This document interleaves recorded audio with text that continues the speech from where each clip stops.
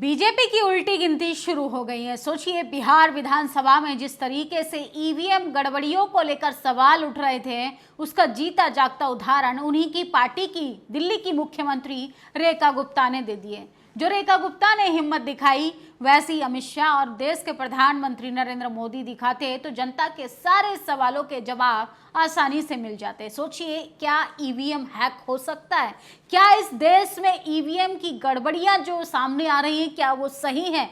क्या ईवीएम का स्कैम कर भाजपा सरकार लगातार सत्ता पर चुनाव जीतने का काम कर रही है? सोचिए, तीसरी बार भाजपा सरकार केंद्र पर स्थापित हुई है। दिल्ली से लेके तमाम राज्यों में भाजपा की सरकार है। डबल इंजन नहीं बल्कि ट्रिपल इंजन हो गई है, लेकिन ट्रिपल इंजन सरकार का भंडाफोड़ होता हुआ दिखाई दे रहा है। ईवीएम हैक कर चुनाव जीता जाता है इस देश में, ऐसा चुनाव आयोग हर बार पल्ला झाड़ने का काम करता है। विपक्ष लगातार सवाल उठा रहा है और सोचिए, चुनाव आयोग प्रेस कॉन्फ्रेंस कर अपनी सफाई पेश करता है कि राहुल गांधी बेबुनियादी सवाल पूछ रहे हैं, बेबुनियादी आरोप लगा रहे हैं। वहीं अगर जब सवाल पूछो चुनाव आयोग से तो भाजपा के मंत्री अनुराग ठाकुर को प्रेस कॉन्फ्रेंस कर अपनी सफाई देनी पड़ती है। और अब तो दिल्ली की सीएम ने अब ये खुद कबूला है कि हर जगह एवीपी जीत रही है और ईवीएम हैक हो रहा है। इस पर लेकर तमाम सियासी हलचल तेज हो गई है। सोचिए, किस तरीके से जो बहादुरी दिल्ली की मुख्यमंत्री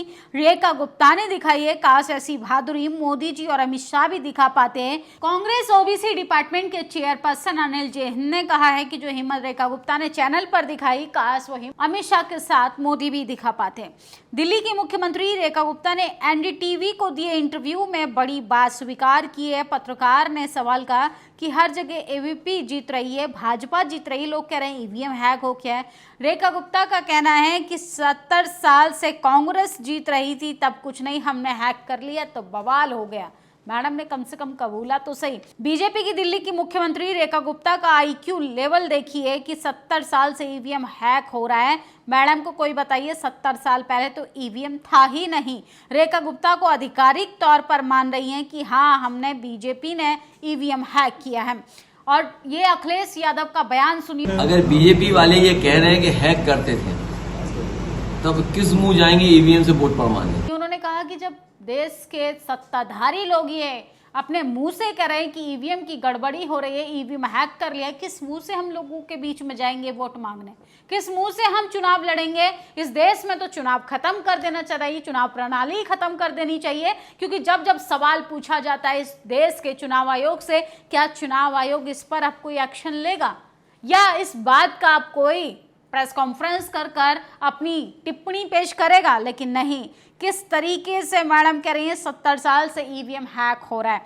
कंगना रनावत और रेखा गुप्ता का IQ level same to same है, लेकिन कंगना अच्छी अभिनेत्री है, रेखा गुप्ता वह भी नहीं है। स्वीकार कर रही हैं कि उनकी पार्टी ईवीएम हैक कर रही है, अपना ज्ञान भी बता रही हैं। 70 साल से ईवीएम कांग्रेस हैक कर रही थी, ईवीएम को आए अभी 30 साल भी नहीं हुए। मोदी शाह की पसंद अनोखी रहती है।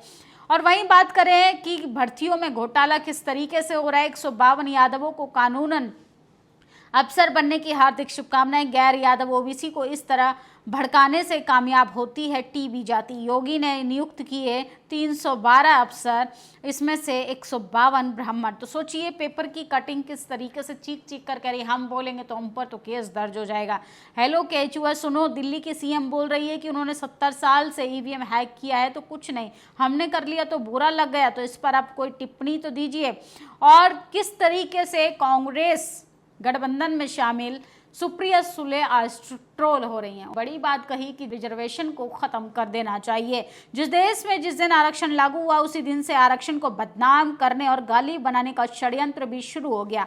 आरएसएस बीजेपी नेताओं के अलावा विशेष जाति के लोग, धर्मगुरु अक्सर आरक्षण पर तीखी टिप्पणी करते हैं और मिनिस्ट्री मीडिया जानबूझकर इन बाबाओं का इंटरव्यू करते हैं।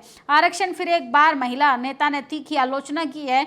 दुख इस बात का है कि महिला विपक्षी खेमे की सुप्रिया सुले है। उन्होंने आरक्षण की आलोचना करते हुए सेम शब्द का इस्तेमाल किया। आरक्षण केवल आर्थिक आधार पर ना होना चाहिए, पढ़े लिखे और संपन्न परिवारों के लिए नहीं होना चाहिए। सुप्रिया सुले आप होती कौन है आरक्षण पर बोलने के लिए? एसटी एससी ओबीसी आरक्षण कुर्बानी देकर हासिल की है। जाओ पढ़ लो संविधान। आरक्षण पर आधार आर्थिक नहीं, सामाजिक और शैक्षिक पिछड़ापन है, तो मैडम को अब कौन ज्ञान दे रहा है? परिवारवाद पे मुंह खोलेंगी? बाप इनका पॉलिटिशियन, इनके घराने का अगर छानबीन की जाए तो बिना मेहनत के चांदी की चम्मच लेकर मैडम जो हैं राजनीति में आई और वे रिजर्वेशन को गाली दे रही हैं। भीम आर्मी मेघवाल समाज एसटी और एवं एससी समाज ने सुल्तानपुर जिला कोटा राजस्थान थाने में धरना दिया। स्कूल जातिवाद बंद करो, भजनलाल सरकार का शर्मनाक काम जो है एक्सपोज हो गया है। पंजाब में बाढ़ पीड़ित किसान पंजाब सरकार और सेंटर सरकार के भरोसे बैठे तो अगली फसल लगाने के लाले पड़ जाएंगे। पंजाब के किसान अपने भाइयों की मदद कर रहे हैं और सोचिए खेतों से खुद ही बालू हटा रहे हैं ट्रैक्टरों से। सरकार को तो चुल्लू भर पानी में शायद आप अंदाजा लगाइए क्या करना चाहिए। मिर्जापुर बीजेपी के महामंत्री कृष्ण कुमार सिंह के साथ बैंक में दरोगा द्वारा दुर्व्यवहार करते हुए थप्पड़ मारने का मामला सामने आया। आरोप है कि थप्पड़ मारने के बाद थाने लाकर बैठाया गया। घटना की सूचना मिलते ही राज्य मंत्री सोहन श्रीमाली सैकड़ों समर्थकों के साथ एसआई को सस्पेंड करने की मांग करने को लेकर धरने पर बैठ गए। काफ़ी मनोबल के बाद अब हंगामा शांत नहीं हुआ। एसपी सिटी के एसआई को सस्पेंड कर दिया गया है। तो अब सोचिए भाजपा के नेताओं की गुंडागर्दी। सच सामने आया है, वोट चोरों ने खुद मान लिया है कि वोट चोरी की है। रेखा गुप्ता ने कबूला वोट चोरी हो रहा है।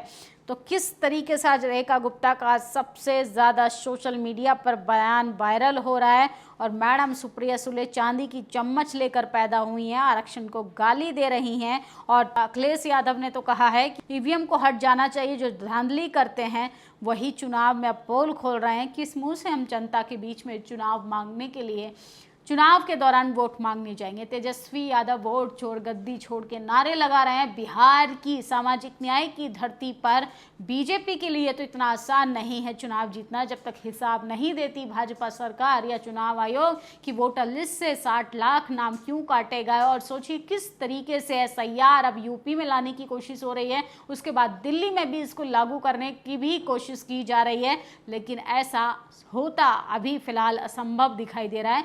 फिलहाल भारतीय जनता पार्टी की मुख्यमंत्री रेखा गुप्ता कहती हैं कि 70 साल से ईवीएम हैक हो रहा है और अब हैक हो गया तो कौन सी बड़ी बात है। मैडम का आईक्यू लेवल थोड़ा हिला हुआ है और सोचिए किस तरीके से ईवीएम को अभी 30 साल भी न हुआ है, मैडम कह रही है 70 साल से इस देश में ईवीएम से चुनाव हो रहा है। या तो इनकी जानकारी अधूरी है या फिर ये कुछ ज़्यादा ही शातिर दिमाग लगा रही हैं। आपकी क्या प्रतिक्रिया, अपनी राय जरूर दीजिएगा। शुक्रिया। दस्तक की आपसे गुजारिश है कि अगर इसको बचाना चाहते हैं तो नेशनल दस्तक को सब्सक्राइब करने के लिए रेड कलर के सब्सक्राइब बटन को दबाएं, फिर बेल आइकन की घंटी दबाएं। नेशनल दस्तक को बचाने के लिए बहुत जरूरी है कि हर खबर को शेयर करें, लाइक करें, कमेंट जरूर करें।